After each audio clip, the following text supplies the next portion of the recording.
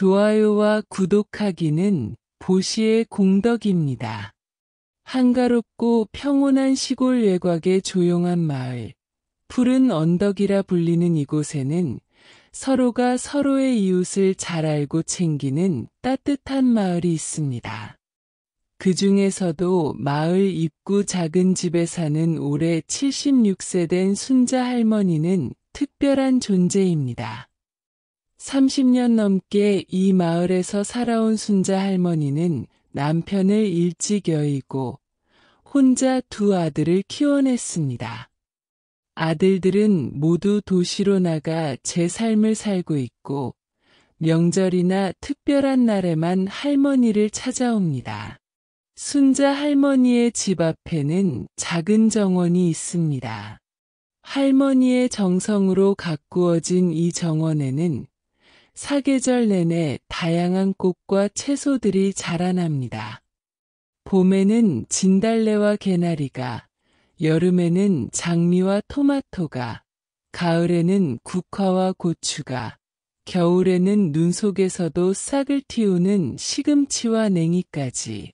마을 사람들은 이 정원을 순자의 천국이라고 부릅니다. 순자 할머니에게 이 정원은 단순한 취미가 아닙니다. 그것은 삶의 중심이자 그녀만의 철학이 담긴 공간입니다. 할머니는 어린 시절 가난한 집에 태어나서 입 하나 덜기 위해 시골절에서 자랐고 할아버지가 불자였기에 불교의 가르침에 익숙했습니다. 특히 색즉시공, 공즉시색이라는 반야심경의 구절은 그녀의 삶을 관통하는 지혜가 되었습니다. 부처님의 가르침 중 이 지혜를 가슴 깊이 새기며 살려고 노력했습니다. 평생을 피를 나눈 형제보다도 더 각별하게 지냈던 친구나 이웃들이 점점 도시의 자식들에게 가고 세상을 떠나기도 하고 더러는 아파서 요양원에 가고 아마 할머니는 부처님의 가르침이 없었다면 견디기 어려운 이 현실을 받아들이기 힘들었을 것입니다. 모든 현상은 비어있고 그 비어있음이 바로 현상이란다. 할머니는 이웃집 아이들이 정원을 구경하러 오면 이렇게 설명하곤 합니다. 아이들은 그 말뜻을 정확히 이해하진 못하지만 할머니가 꽃을 가꾸는 모습에서 무언가 특별한 것을 느낍니다. 마을 사람들에게 순자 할머니의 정원은 작은 위안이 됩니다. 힘든 일이 있을 때면 사람들은 자연스럽게 할머니의 정원을 찾아옵니다. 할머니는 따뜻한 보리차를 내어주고 정원에서 막단 채소나 과일을 나누며 이야기를 들어줍니다. 세상살이가 힘들지? 하지만 봐봐. 이 꽃들도 비바람 맞고 자라잖아. 모든 것은 변하고 그 변화 속에 영원한 것은 없어. 그게 색즉시공이야. 하지만 그 덧없음을 알면 오히려 지금 이 순간이 더 소중해. 그게 공즉시색이지. 할머니의 이런 단순하지만 깊은 지혜는 많은 이웃들에게 위로가 됩니다. 특히 마을의 중학교 교사인 미영에게 할머니는 특별한 존재입니다. 미영은 3년 전 남편과 사별한 후 9살 딸과 함께 이 마을로 이사 왔습니다. 도시의 번잡함을 떠나 아이와 조용히 살고 싶었던 그녀는 처음에는 적응하기 힘들었습니다. 어느 날 미영은 우연히 순자 할머니의 정원을 발견했습니다. 색색의 꽃들에 이끌려 들어간 그녀는 할머니와 대화를 나누게 되었고 그 후로 자주 찾아가게 되었습니다. 할머니는 미영에게 정원 가꾸는 법을 가르쳐 주었고 미영은 점차 자신의 작은 텃밭을 시작했습니다. 꽃이 피고 지는 것을 보면서 많은 것을 배웠어요.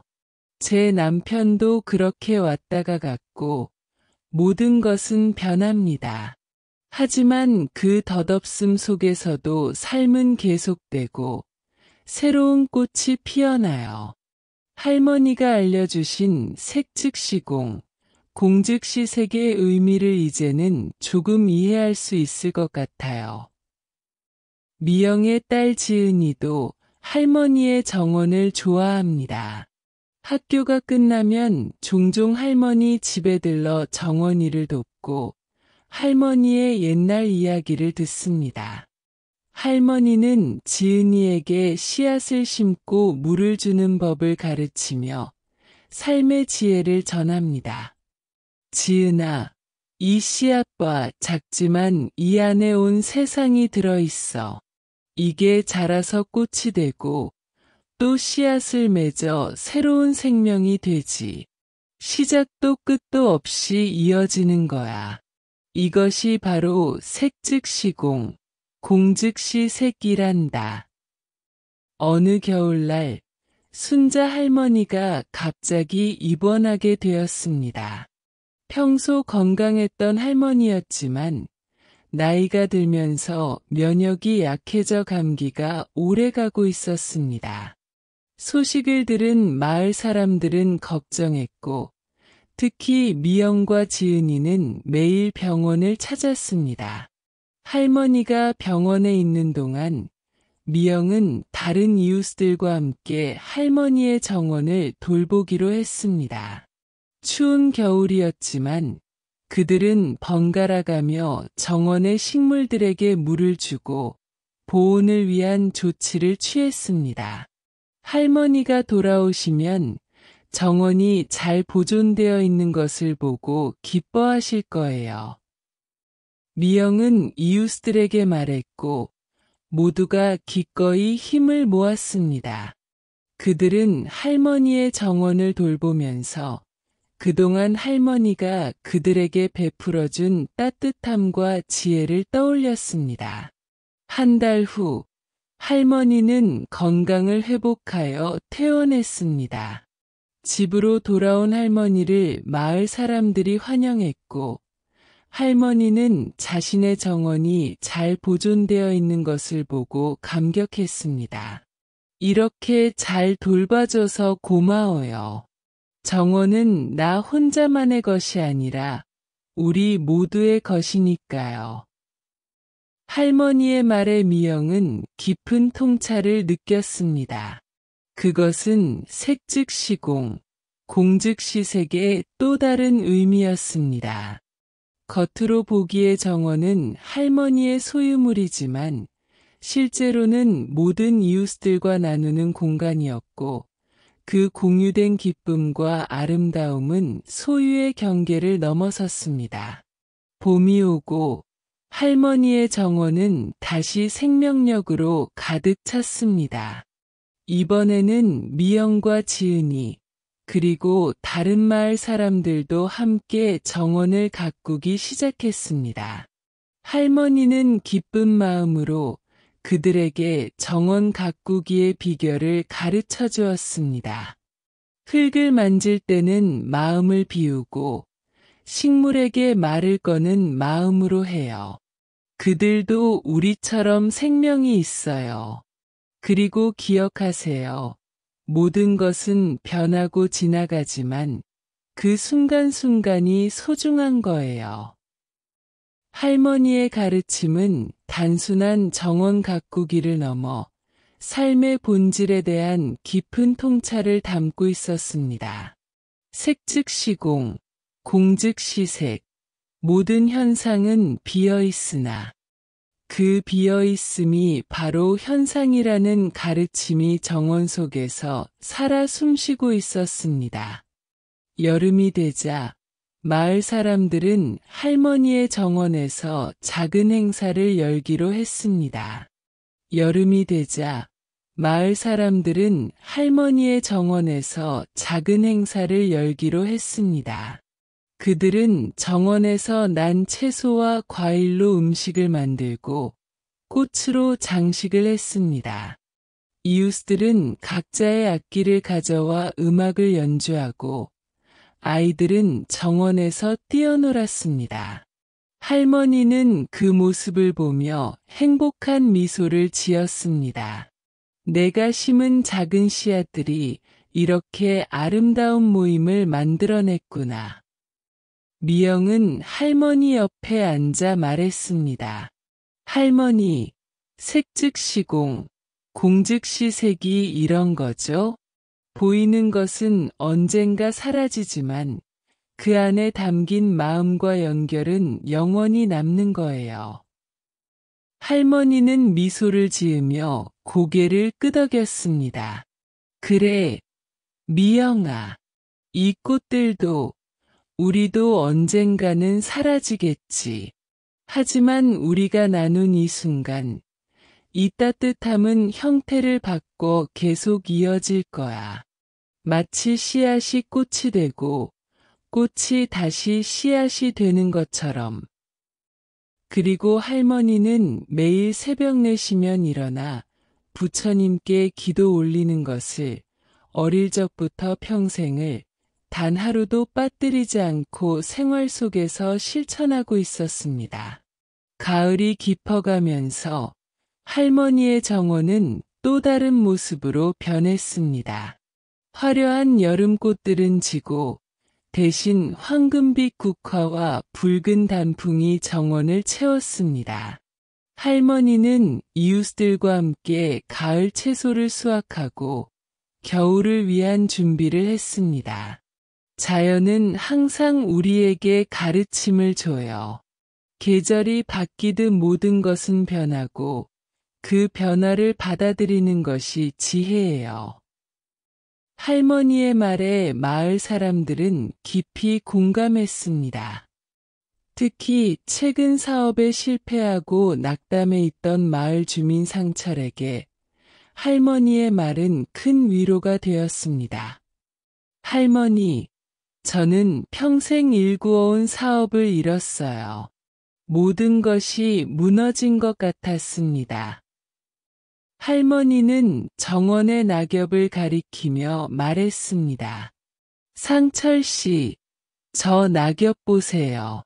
지금은 떨어져 마르지만 그것이 흙으로 돌아가 새 생명의 걸음이 될 거예요. 당신의 실패도 마찬가지예요. 그것은 끝이 아니라 새로운 시작의 밑거름이 될 수 있어요. 색즉시공, 모든 형상은 비어있고 변하지만 공즉시색, 그 비어있음에서 새로운 형상이 나타나는 법이죠. 상철은 할머니의 말을 깊이 새겼고 얼마 후 그는 대형 사업 대신 자신이 진정으로 좋아하는 목공예를 시작했습니다. 그는 작은 공방을 열고 할머니의 정원에서 영감을 받은 나무 장식품들을 만들기 시작했습니다. 겨울이 오고 정원은 눈으로 덮였습니다. 언뜻 보기에 모든 생명이 잠든 것 같았지만 할머니는 미영과 지은이에게 눈 아래 숨어있는 생명의 움직임을 보여주었습니다. 봐, 이 미나리는 눈 속에서도 싹을 틔우고 있어. 겉으로 보이는 것만이 전부가 아니란다.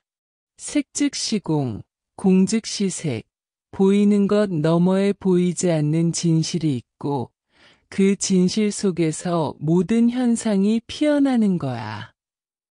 지은이는 눈 속에서 자라는 미나리를 신기하게 바라보며 물었습니다. 할머니, 그럼 우리가 볼 수 없는 것들도 있는 거예요? 할머니는 미소를 지으며 대답했습니다. 그렇단다. 우리의 눈으로 볼 수 없는 것들이 많아.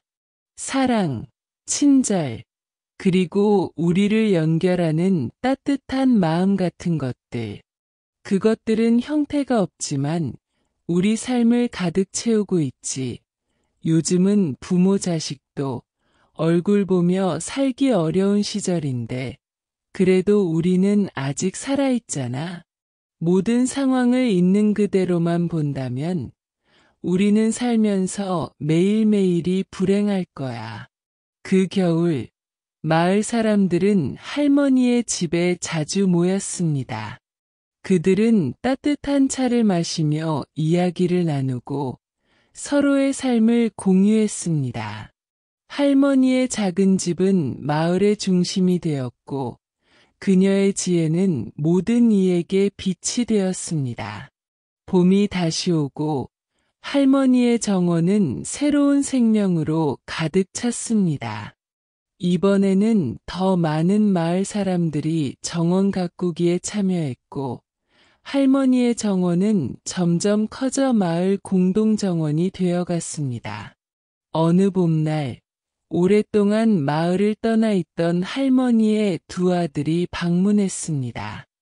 그들은 어머니의 정원이 마을 전체의 보물이 되었다는 소식을 듣고 놀랐고, 더욱 놀라운 것은 어머니의 철학이 이웃들의 삶에 깊은 영향을 미쳤다는 사실이었습니다. 큰아들 재호가 물었습니다. 어머니, 어떻게 이런 일이 가능했나요?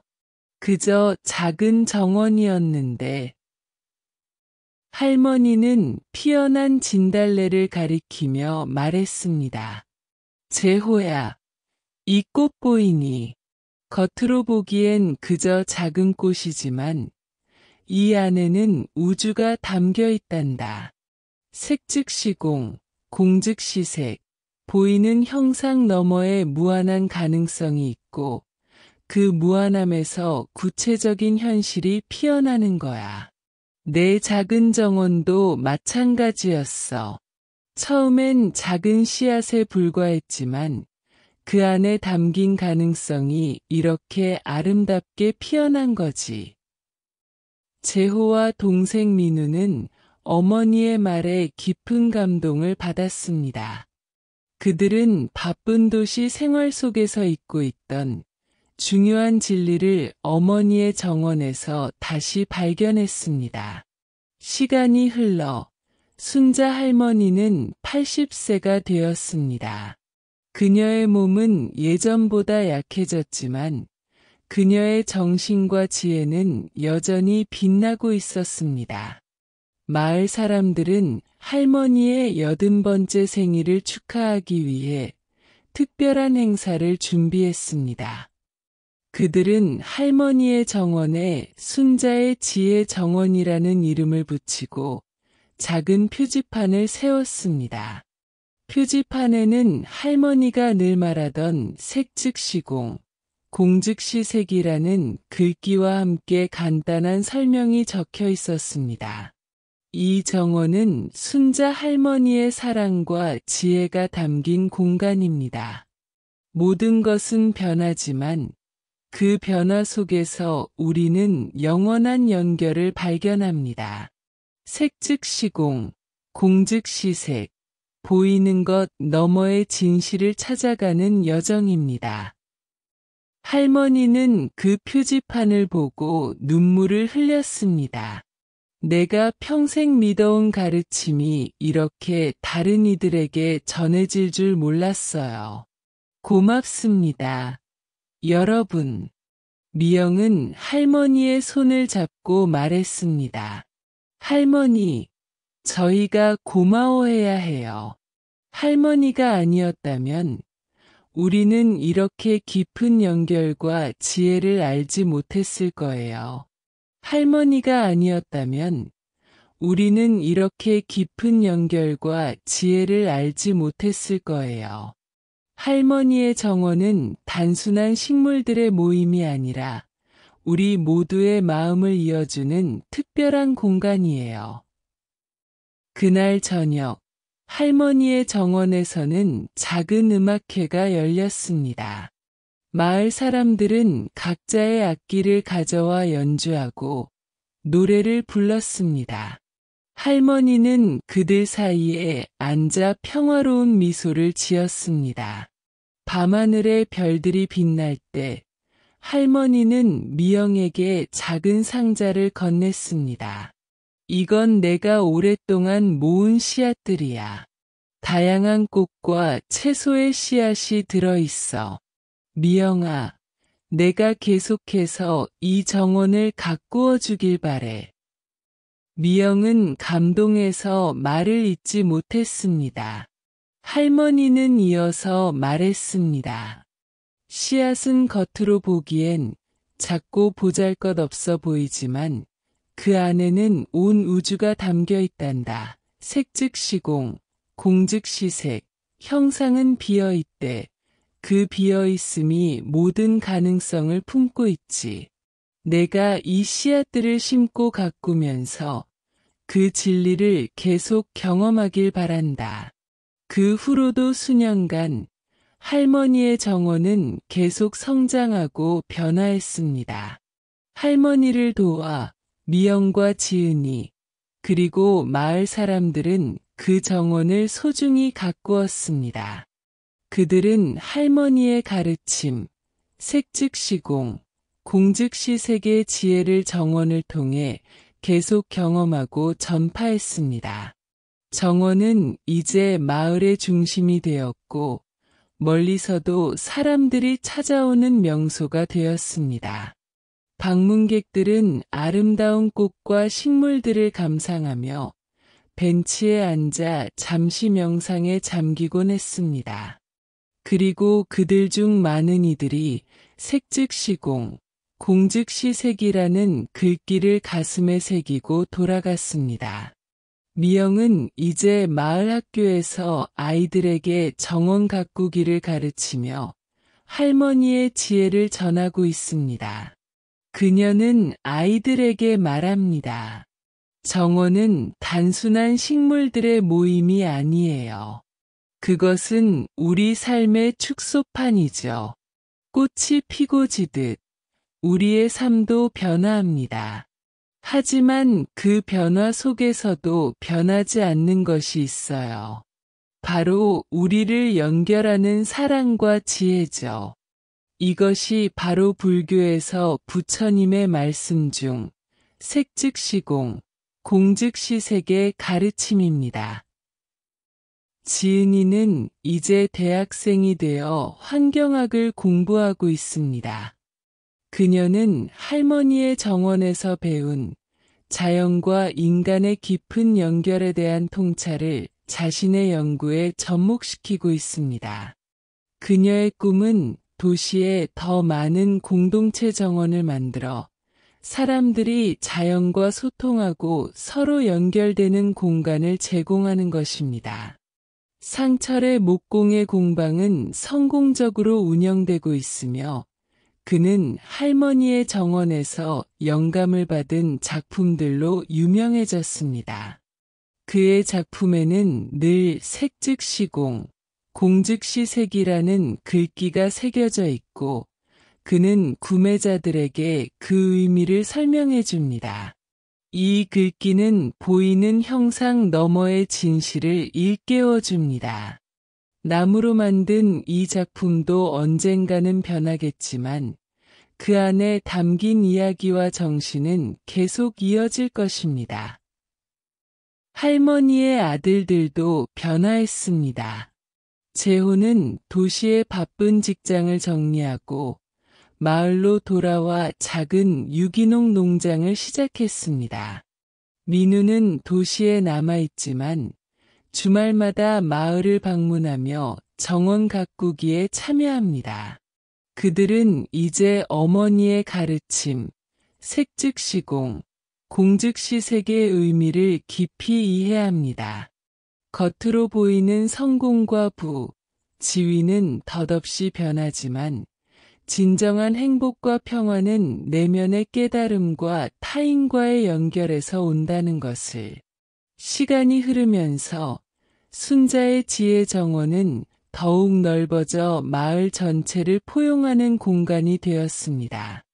사람들은 자신의 집 앞에 작은 정원을 만들고 서로의 정원을 연결하는 산책로를 만들었습니다. 마을 전체가 하나의 큰 정원이 되어가는 과정에서 사람들은 더욱 긴밀하게 연결되었습니다. 이제 푸른 언덕 마을은 정원의 마을로 불리며 자연과 조화롭게 살아가는 공동체의 모델이 되었습니다. 방문객들은 이 마을에서 단순히 아름다운 풍경만이 아니라 깊은 삶의 지혜를 경험합니다. 그리고 그 모든 것의 시작은 한 할머니의 작은 정원, 그리고 그녀가 평생 실천해온 색즉시공, 공즉시색의 가르침이었습니다. 겉으로 보기에는 평범한 시골 할머니였지만 그녀의 지혜는 무수한 생명과 마음을 변화시켰고 그 영향은 지금도 계속되고 있습니다. 마을 입구에 서 있는 작은 표지판에는 이렇게 쓰여 있습니다. 환영합니다. 이곳은 색즉시공, 공즉시색의 지혜가 살아 숨쉬는 정원의 마을입니다. 보이는 것 너머의 진실을 찾아가는 여정에 함께 하시길 바랍니다. 그리고 그 표지판 아래에는 작은 정원이 있고 그곳에는 항상 계절에 맞는 꽃들이 피어 있습니다. 마치 순자 할머니의 영혼이 그곳에 살아있는 것처럼 물질은 공과 다르지 않고 공은 물질과 다르지 않습니다. 물질은 곧 공이며 공은 곧 물질입니다. 공이란 아무것도 없다는 뜻이 아니라 모든 것이 인연에 따라 생겨나고 사라진다는 진리입니다. 즉, 눈에 보이는 모든 것, 색은 실체가 없이 조건에 따라 생겨난 것이며 따라서 영원한 것은 없습니다. 이것이 바로 순자 할머니가 평생을 지키고 삶의 등불로 삼았던 지혜입니다. 서울 강남의 화려한 빌딩 숲속, 투자증권의 46층 임원실에는 올해 53세가 된 태원 전무가 앉아 있었습니다. 창밖으로 보이는 도시의 파노라마는 그의 성공을 증명하는 듯했습니다. 20년 넘게 증권가에서 일하며 그는 금융의 마술사라는 별명을 얻었고 그의 손길이 닿는 투자는 대부분 성공했습니다. 고급 아파트, 외제차, 명문대에 다니는 자녀들. 그는 세상의 모든 것을 가진 듯 했습니다. 그러나 아무도 몰랐습니다. 태원의 내면은 공허함으로 가득 차 있다는 것을. 그의 하루는 숫자와 차트, 회의와 사교 모임으로 채워졌지만 그 어느 것도 그의 마음을 채우지는 못했습니다. 밤마다 그는 최고급 양주를 마시며 자신의 삶에 무언가 근본적인 것이 빠져 있다는 느낌을 떨쳐낼 수 없었습니다. 난 모든 것을 가졌는데 왜 이렇게 허전한 걸까? 그날도 평소와 같은 하루였습니다. 중요한 투자 결정을 위한 회의를 마치고 태원은 늦은 저녁 사무실을 나섰습니다. 평소라면 운전기사가 대기하고 있었겠지만 그날은 갑자기 걸으며 도시의 밤 공기를 마시고 싶은 충동이 들었습니다. 오늘은 그냥 걸어갈게. 먼저 들어가. 그는 기사에게 말했고 서울의 번화가를 천천히 걷기 시작했습니다. 불빛으로 가득한 거리, 바쁘게 오가는 사람들. 그는 문득 이 모든 것이 얼마나 실체가 없는 것처럼 느껴졌는지 모릅니다. 모든 것이 환상 같았습니다. 그가 평생 추구해온 것들이 갑자기 의미를 잃은 듯했습니다. 걷던 중 그는 작은 골목길에 위치한 오래된 서점을 발견했습니다. 고요한 바람이라는 이름의 그 서점은 번화가의 화려함과는 대조적으로 소박하고 조용했습니다. 무언가에 이끌리듯 그는 안으로 들어갔습니다. 서점 안은 의외로 넓었고 책장들은 천장까지 빼곡히 책으로 채워져 있었습니다. 태원은 무작정 서가 사이를 거닐었고 문득 한 책이 그의 시선을 사로잡았습니다. 반야심경이라는 제목의 그 책은 마치 그를 기다리고 있었다는 듯 특별히 빛나 보였습니다. 평소 같았으면 눈길도 주지 않았을 것 같은 얇은 그 책을 무심코 집어들어 펼치는데 누군가 관심 있으세요? 조용한 목소리가 들려왔습니다. 뒤돌아보니 70대로 보이는 노인이 서 있었습니다. 그는 이 서점의 주인인 듯 했습니다. 아, 네, 그냥요. 저는 종교를 별로 좋아하지 않습니다. 나약하고 가진 것 없는 사람들이 마음의 의지처로 삼는 게 종교 아닌가요? 그냥 눈에 띄어서 펼쳐본 겁니다. 그런데 이거 글씨는 한글인데 읽어도 무슨 말인지 전혀 모르겠네요. 반야심경은 불교의 핵심 가르침을 담고 있는 경전입니다. 특히 색부리공 공부리색, 색즉시공 공즉시색이라는 구절은 우주의 본질을 꿰뚫는 지혜를 담고 있지요. 태원은 그 구절이 무슨 뜻인지 물었고 노인은 미소를 지으며 대답했습니다. 형상은 공과 다르지 않고 공은 형상과 다르지 않습니다. 형상이 곧 공이요. 공이 곧 형상입니다.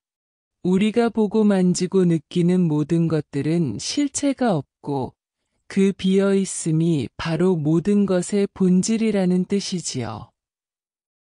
태원은 그 말이 갑자기 자신의 상황과 묘하게 맞닿아 있다고 느꼈습니다. 그가 평생 추구해온 성공과 부, 그것들은 정말 실체가 있는 것일까? 그는 책을 구입했고 그날 밤 처음으로 반야심경을 읽기 시작했습니다. 그것이 변화의 시작이었습니다. 태원은 점점 더 불교 철학에 깊이 빠져들었고 특히 색부리공 공부리색이라는 구절에 매료되었습니다. 그는 바쁜 일상 속에서도 시간을 내어 명상을 배우기 시작했고 주말마다 절을 찾아 스님들의 법문을 듣기 시작했습니다. 6개월이 지난 어느 날 태원은 중요한 결정을 내렸습니다. 그는 회사에 사직서를 제출했고 가족들에게 자신이 잠시 쉬고 싶다고 말했습니다. 아내와 자녀들은 그의 갑작스러운 결정에 놀랐지만 그동안 그가 얼마나 공허해 보였는지 알고 있었기에 반대하지 않았습니다. 태원은 강원도 산속의 작은 사찰로 향했습니다. 그곳에서 그는 3개월간 머물며 스님들과 함께 생활했습니다. 사찰의 일상은 그가 살아온 세계와는 완전히 달랐습니다. 새벽 일불로 시작해 사찰 청소, 밭일, 독경과 명상으로 이어지는 단순하지만 깊이 있는 생활. 처음에는 적응하기 어려웠지만 점차 태원은 그 단순함 속에서 깊은 평화를 느끼기 시작했습니다. 특히 명상 시간, 그는 자신의 호흡에 집중하며 색즉시공 공즉시색의 의미를 몸으로 체험하고 있었습니다. 그가 평생 쫓아온 것들이 얼마나 허상이었는지, 그리고 진정한 행복은 내면의 평화에서 온다는 것을 깨닫기 시작했습니다. 사찰에서의 생활 중 가장 강렬한 경험은 어느 봄날 아침에 찾아왔습니다. 태원은 사찰 마당에 핀 벚꽃 한 송이를 바라보고 있었습니다. 갑자기 그 작은 꽃잎 하나에서 온 우주를 보는 듯한 신비로운 경험을 했습니다. 꽃잎과 자신, 그리고 모든 존재가 서로 연결되어 있음을, 분리된 것이 아님을 직관적으로 이해했습니다. 그래, 색 즉 시공, 공 즉 시색. 이것이 그 의미구나. 그 순간 태원의 마음에는 큰 깨달음이 찾아왔습니다. 그가 그토록 추구했던 외적인 성공과 부는 실체가 없는 환상이었고, 진정한 행복은 이미 그의 안에 있었다는 것을 그는 처음으로 진정한 자유를 경험했습니다. 3개월의 사찰 생활을 마치고 태원은 서울로 돌아왔습니다. 하지만 그는 이전과 같은 사람이 아니었습니다. 가족들은 그의 변화에 놀랐습니다. 예전에 긴장되고 불안해 보이던 모습, 강박과 과도한 집착 신경질 대신 그의 얼굴에는 평온함과 미소가 가득했습니다. 앞으로 어떻게 할 거예요? 아내가 물었습니다. 아직 정확히는 모르겠어. 하지만 더 이상 의미 없는 부와 성공을 쫓진 않을 거야. 진정으로 도움이 필요한 사람들을 위해 무언가를 하고 싶어. 태원의 변화는 여기서 끝나지 않았습니다. 그는 자신의 재산 중 상당 부분을 불우한 청소년들을 위한 재단 설립에 기부했고, 남은 돈으로는 도시 외곽에 작은 명상센터를 열었습니다. 그곳에서 그는 스트레스와 불안에 시달리는 현대인들에게 명상과 불교 철학을 가르치기 시작했습니다. 특히 그는 과거 자신과 같은 금융인들, 끊임없는 경쟁과 성공의 압박 속에 살아가는 이들을 위한 프로그램을 만들었습니다. 색부리공 공부리색의 가르침을 통해 그는 그들에게 진정한 행복이 외부가 아닌 내면에 있음을 일깨워 주었습니다.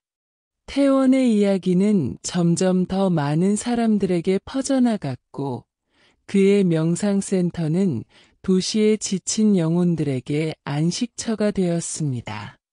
언론에서도 그의 극적인 변화에 관심을 보였고, 한 다큐멘터리 프로그램에서는 그의 이야기를 현대판 시다르타라고 소개하기도 했습니다. 그러나 가장 놀라운 반전은 태원이 사직 후 1년이 지났을 때 일어났습니다. 그날 태원의 명상센터에 한 낯선 남자가 찾아왔습니다. 남자는 40대 중반으로 고급 정장을 입고 있었지만 그의 표정은 지쳐 보였습니다. 태원 씨를 만나고 싶습니다. 태원이 그를 맞이했을 때 남자는 자신을 소개했습니다. 저는 진우라고 합니다. 사실 저는 당신 때문에 모든 것을 잃었습니다. 태원은 당황했습니다. 그는 이 남자를 본 적이 없었습니다. 제가 무슨 일을 했다는 건가요? 1년 전 당신이 갑자기 사임한 후 투자증권은 큰 혼란에 빠졌습니다. 주가는 폭락했고 많은 투자자들이 손실을 봤죠. 저도 그중 하나였습니다. 평생 모은 돈의 대부분을 잃었고 사업도 망했습니다. 태원은 충격을 받았습니다. 그는 자신의 결정이 이런 영향을 미칠 것이라고는 생각하지 못했습니다. 하지만 진우는 말을 이어갔습니다. 처음에는 당신을 원망했습니다. 하지만 모든 것을 잃고 나서야 깨달았습니다. 제가 집착하던 것들이 얼마나 허망한지를. 그리고 우연히 TV에서 당신의 인터뷰를 보게 되었고, 당신이 말한 색 즉 시공, 공 즉 시색이라는 구절에 깊은 감명을 받았습니다. 진우의 눈에는 눈물이 고였습니다. 사실 오늘 이곳에 온 것은 감사하다는 말을 하기 위해서입니다. 당신 덕분에, 아니 어쩌면 그 실패 덕분에 저는 진정으로 중요한 것이 무엇인지 깨달았습니다. 태호는 말을 잇지 못했습니다. 그의 행동이 이렇게 다른 사람의 인생에 영향을 미칠 수 있다는 사실, 그리고 그 영향이 결국은 깨달음으로 이어졌다는 사실에 깊은 감동을 받았습니다. 이후 진우는 태원의 명상센터에서 자원봉사를 시작했고, 점차 그 자신도 불교 철학에 깊이 빠져들었습니다. 그의 이야기는 센터를 찾는 많은 이들에게 큰 영감을 주었습니다. 실패와 상실, 그것이 오히려 깨달음의 길로 이끌 수 있다는 사실을. 시간이 흘러 태원의 명상센터는 도시의 중요한 정신적 안식처가 되었습니다. 어느 날, 한 젊은 기자가 태원을 인터뷰하러 왔습니다. 어떻게 이런 극적인 변화를 결심하게 되셨나요? 모든 것을 버리고 이런 길을 선택하는 것이 두렵지 않으셨습니까? 태원은 잠시 생각에 잠겼다가 대답했습니다. 색뿌리공 공부리색, 색즉시공 공즉시색. 이 말은 우리가 보고 느끼는 모든 것들, 우리가 집착하는 성공과 부, 명예, 그것들이 실체가 없는 환상임을 가르쳐 줍니다. 하지만 동시에 그 비어있음이 바로 모든 가능성의 원천이라는 것도 알려줍니다. 저는 그저 그 가르침을 따랐을 뿐입니다. 그는 잠시 창밖을 바라보았습니다. 햇빛이 나뭇잎 사이로 스며들어 아름다운 그림자를 만들고 있었습니다. 제가 깨달은 가장 중요한 것은 진정한 행복은 외부에서 오는 것이 아니라 내면의 평화에서 온다는 것입니다. 그리고 그 평화는 모든 것이 연결되어 있고 실체가 없다는 것을 이해할 때 찾아옵니다.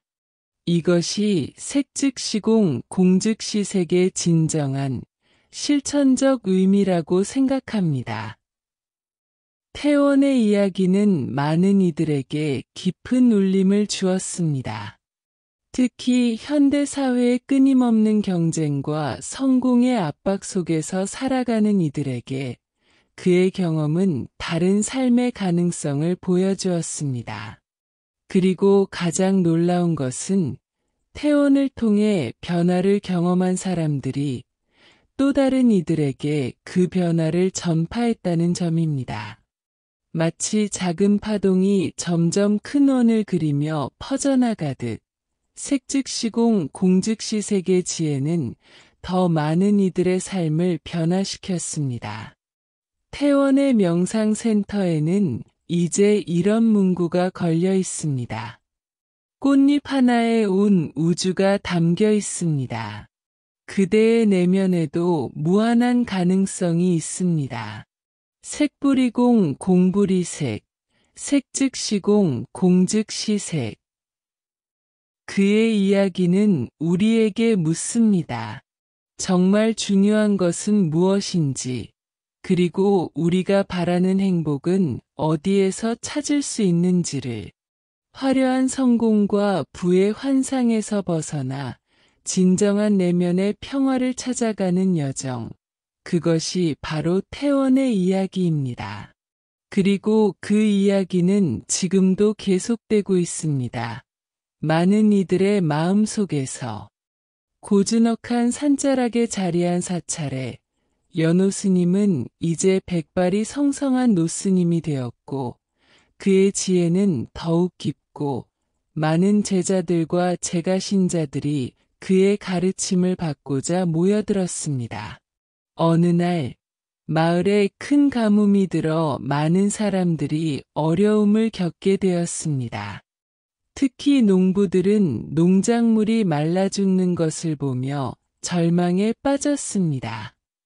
그때 마을 근처의 산속에 은둔하며 살던 원광이라는 부자가 있었습니다.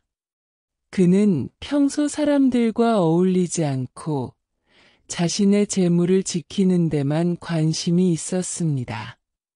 그러나 가뭄 소식을 들은 그는 이상하게도 마음이 불편했습니다.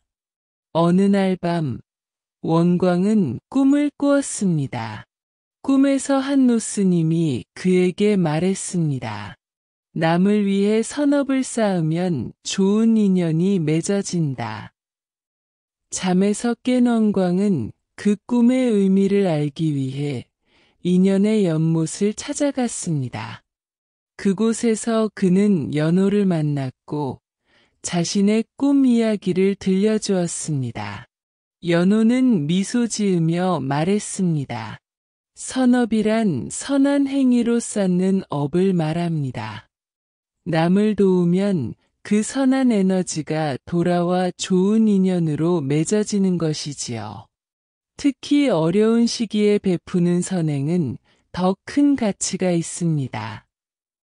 원광은 고개를 끄덕였습니다. 하지만 제가 재물을 나누면 제게 남는 것이 무엇입니까? 연호는 연못의 연꽃을 가리켰습니다. 보십시오.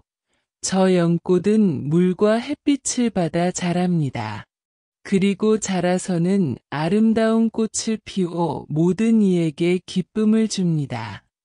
꽃이 지면 씨앗을 맺어 더 많은 연꽃이 자랄 수 있게 합니다. 주는 것이 곧 받는 것의 시작입니다. 원광은 깊이 생각한 후 자신의 재물을 사용해 마을에 우물을 파기로 결심했습니다. 그는 숨겨두었던 금은보화를 꺼내 기술자들을 고용했고 마을 곳곳에 깊은 우물을 팠습니다. 처음에 사람들은 원광의 갑작스러운 선행에 의아해했지만 우물에서 맑은 물이 솟아나자 크게 기뻐했습니다. 농부들은 작물에 물을 주기 시작했고 마을 사람들은 마실 물을 얻게 되었습니다. 원광은 더 나아가 자신의 창고에 보관하던 곡식을 가난한 이들에게 나누어 주었고 어린이들을 위한 학당도 세웠습니다. 그의 선행은 계속되었고 마을 사람들의 마음을 움직였습니다. 놀랍게도 원광의 삶에도 변화가 찾아왔습니다. 오랫동안 소식이 끊겼던 그의 아들이 돌아온 것입니다. 아들은 멀리 떠나 공부를 하고 있었는데 아버지의 선행을 소문으로 듣고 감동하여 돌아온 것이었습니다. 또한 원광이 우물을 팔 때 우연히 발견된 약수는 많은 병자들을 치료하는 효험이 있다고 알려져 그 마을은 건강의 마을로 이름을 떨치게 되었습니다. 원광은 연호를 다시 찾아가 자신의 경험을 나누었습니다. 스님, 제가 남을 위해 재물을 나누었더니 정말로 좋은 인연들이 찾아왔습니다. 잃어버렸던 아들도 돌아오고 마을 사람들과 깊은 유대감도 생겼습니다. 제 마음도 이전보다 훨씬 평화롭습니다. 연호는 미소 지으며 말했습니다. 남을 위해 선업을 쌓으면 좋은 인연이 맺어진다. 이것이 인연의 법칙입니다. 당신은 복을 나누었고 그 복이 다시 당신에게 돌아온 것입니다.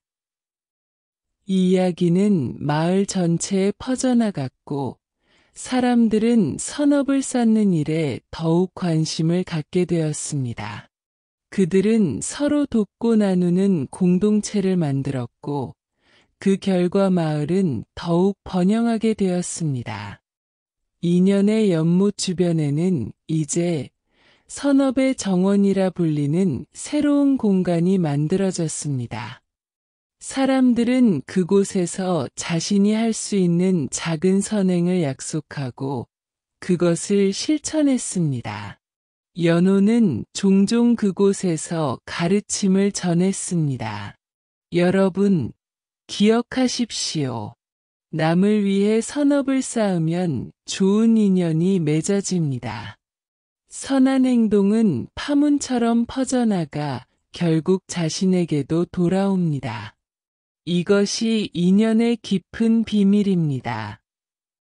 시간이 흐르면서 인연의 연못은 더욱 깊은 지혜의 원천이 되었고, 사람들은 그곳에서 시절인연의 가르침을 배우며 더 조화로운 삶을 살아가게 되었습니다. 남을 위해 선업을 쌓으면 좋은 인연이 맺어진다. 이것이 부처님께서 보여주신 인연법의 소중한 가르침이다. 세월이 더욱 흘러 연호 스님도 노령으로 건강이 약해지기 시작했습니다.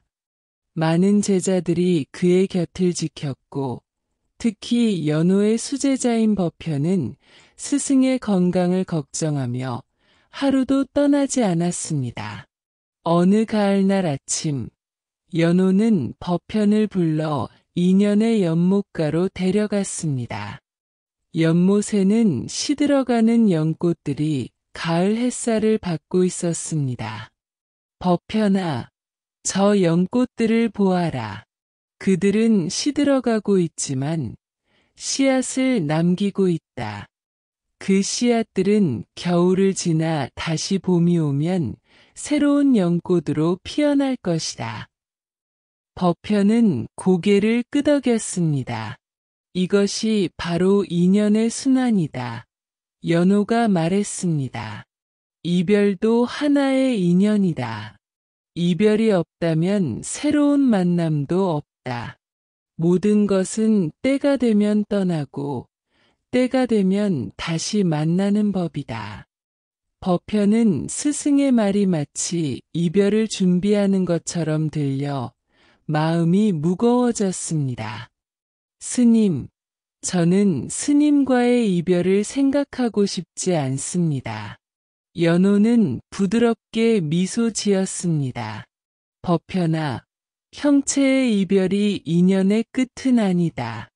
내가 떠나도 내 가르침은 내 안에 살아있을 것이고, 그것이 우리의 인연이 계속되는 방식이다.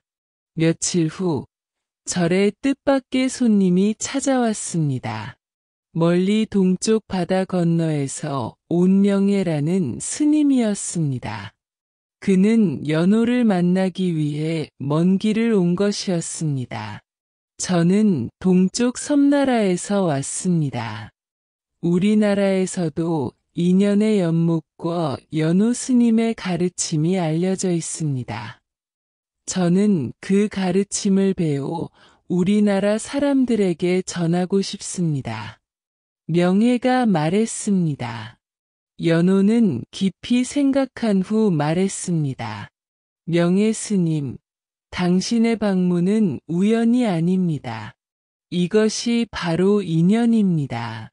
나는 이제 떠날 때가 가까워졌고, 내 가르침은 새로운 곳으로 퍼져나가야 할 때입니다. 그날 밤, 연호는 법현과 명예를 불러 말했습니다.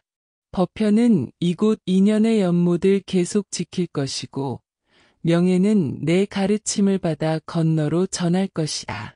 이별도 하나의 인연이다. 이별이 없다면 새로운 만남도 없다. 명예는 석 달 동안 절에 머물며 연호의 가르침을 배웠습니다. 그는 시절인연의 모든 지혜를 받아 적었고, 그것을 자신의 나라 사람들에게 전하기 위해 준비했습니다. 겨울이 다가올 무렵, 연호의 건강은 더욱 악화되었습니다. 그는 모든 제자들을 모아놓고 말했습니다. 내가 떠나는 것을 슬퍼하지 마라. 이별도 하나의 인연이다. 이별이 없다면 새로운 만남도 없다. 나의 육신은 떠나지만 우리의 인연은 계속될 것이다. 첫눈이 내리던 날, 연호 스님은 평온한 미소를 지으며 입적했습니다. 모든 사람들이 깊은 슬픔에 잠겼지만 그들은 스님의 마지막 가르침을 기억했습니다. 장례식 후 명예는 귀국을 준비했고 법현은 그를 배웅했습니다. 법현 스님, 헤어짐이 슬프지만 이것으로 우리의 인연이 끝나는 것은 아닙니다. 저는 우리나라의 인연의 연못을 만들어 스님의 가르침을 전할 것입니다. 명예가 말했습니다. 법현은 고개를 끄덕였습니다. 이별도 하나의 인연이다. 이별이 없다면 새로운 만남도 없다. 명예 스님이 가시면 시절 인연의 가르침은 더 넓은 세상으로 퍼져나갈 것입니다. 명예가 떠난 후 법현은 인연의 연못을 돌보며 연호의 가르침을 계속 전했습니다. 그리고 몇 년 후 바다 건너에서 편지가 도착했습니다. 명예가 자신의 나라에 동방인연의 연못을 만들었고 많은 사람들이 그곳에서 시절인연의 가르침을 배우고 있다는 소식이었습니다. 법현은 연못가에 앉아 편지를 읽으며 미소 지었습니다. 스님, 보셨습니까? 이별도 하나의 인연이었습니다. 그 이별로 인해 시절인연의 가르침이 더 넓은 세상으로 퍼져나가고 있습니다. 세월이 흘러 법현도 노스님이 되었을 때 동방에서 젊은 승려들이 찾아왔습니다. 그들은 명예의 제자들로 시절인연의 가르침을 더 깊이 배우기 위해 온 것이었습니다. 이것이 바로 인연의 순환입니다. 법현이 그들에게 말했습니다. 이별도 하나의 인연이다. 이별이 없다면 새로운 만남도 없다. 연호 스님과 명예 스님의 이별이 없었다면 오늘 우리의 만남도 없었을 것입니다. 인연의 연못은 계속해서 많은 사람들에게 깊은 지혜를 전했고 시절 인연의 가르침은 세계 곳곳으로 퍼져나갔습니다. 그리고 사람들은 이별의 슬픔 속에서도 희망을 찾을 수 있게 되었습니다. 이별도 하나의 인연이다. 이별이 없다면 새로운 만남도 없다. 이것이 부처님의 가르치신 시절 인연의 또 다른 지혜이다. 법현 스님이 인연의 연못을 지킨 지 수십 년이 흘렀습니다. 그의 백발은 눈처럼 희었지만 눈빛은 여전히 맑고 지혜로웠습니다. 절에는 이제 많은 제자들이 모여 수행하며 인연의 연못은 더욱 깊고 아름다워졌습니다. 어느 봄날 두 젊은이가 절을 찾아왔습니다. 윤서와 준호라는 이름의 이 젊은이들은 사업 동반자였지만 최근 이익 분배 문제로 갈등을 겪고 있었습니다. 스님, 저희는 처음 사업을 시작할 때 서로를 신뢰하고 함께 어려움을 극복했습니다. 하지만 이제 사업이 번창하자 서로 더 많은 몫을 차지하려고 다투고 있습니다. 어떻게 해야 할까요? 윤서가 물었습니다. 법현은 그들을 인연의 연못가로 데려갔습니다. 연못에는 두 연꽃이 서로 가까이 피어 있었고 그 뿌리는 물속에서 서로 얽혀 있었습니다. 저 연꽃들을 보아라. 법현이 말했습니다. 두 꽃은 서로 다른 꽃이지만 그 뿌리는 함께 자라고 있다. 그들은 같은 물을 마시고 서로의 성장을 돕는다. 법현은 잠시 침묵한 후 계속했습니다. 인연을 맺을 때 진심으로 대하라. 그것이 오래가는 인연이 된다. 너희는 처음에 진심으로 서로를 대했기에 여기까지 올 수 있었다. 그런데 지금은 이익만을 생각하며 그 진심을 잊고 있구나. 두 젊은이는 고개를 숙였습니다. 또한 서로 돕는 인연이 좋은 인연이다.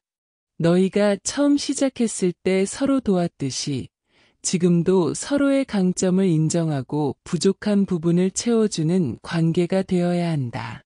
윤서와 준호는 법현의 말을 깊이 생각했습니다. 그들은 절에 며칠 머물며 서로의 마음을 솔직하게 나누는 시간을 가졌습니다. 우리는 돈 때문에 정작 중요한 것을 잊고 있었어. 준호가 말했습니다. 맞아. 우리가 함께하는 이유는 단지 돈을 더 많이 벌기 위해서가 아니었어. 윤서가 대답했습니다. 그들은 서로의 진심을 다시 확인하고 사업의 방향성을 재정립했습니다. 이익 분배보다는 더 많은 사람들에게 도움이 되는 사업으로 성장시키기로 결정했습니다. 절을 떠나기 전 그들은 법현에게 감사의 인사를 전했습니다. 스님, 저희는 이제 이해했습니다. 인연을 맺을 때 진심으로 대하고 서로 돕는 것이 중요하다는 것을요. 저희는 다시 처음의 마음으로 돌아가기로 했습니다. 법현은 미소 지으며 말했습니다. 좋은 인연은 쉽게 맺어지지 않는다. 그것은 진심과 배려, 그리고 서로 돕는 마음으로 천천히 자라나는 것이다. 너희가 서로를 진심으로 대한다면 그 인연은 더욱 깊고 단단해질 것이다. 윤서와 준호가 떠난 후 그들의 사업은 더욱 번창했습니다. 그들은 이익의 일부를 사회에 환원하기 시작했고 어려운 이웃들을 돕는 재단도 설립했습니다. 그들의 진정한 동반자 관계는 많은 이들에게 영감을 주었습니다. 몇 년 후 그들은 인연의 연못에 작은 정자를 지어 기부했습니다. 진심 정자라 이름 붙인 그곳에는 이런 글이 새겨져 있었습니다. 인연을 맺을 때 진심으로 대하라. 그것이 오래가는 인연이 된다. 서로 돕는 인연이 좋은 인연이다. 이 정자는 많은 이들이 찾아와 자신의 인연을 돌아보고 진정한 관계의 의미를 생각하는 장소가 되었습니다. 법현은 종종 그곳에서 가르침을 전했습니다. 여러분, 인연을 맺을 때는 항상 진심으로 대하십시오. 그저 자신의 이득을 위해 맺은 인연은 오래가지 못합니다. 진심 어린 마음으로 맺은 인연은 시간이 지날수록 더욱 깊어집니다. 그리고 무엇보다 서로 돕는 인연이 좋은 인연입니다. 서로의 성장을 돕고 기쁨과 슬픔을 함께 나누는 관계가 진정 가치 있는 인연입니다.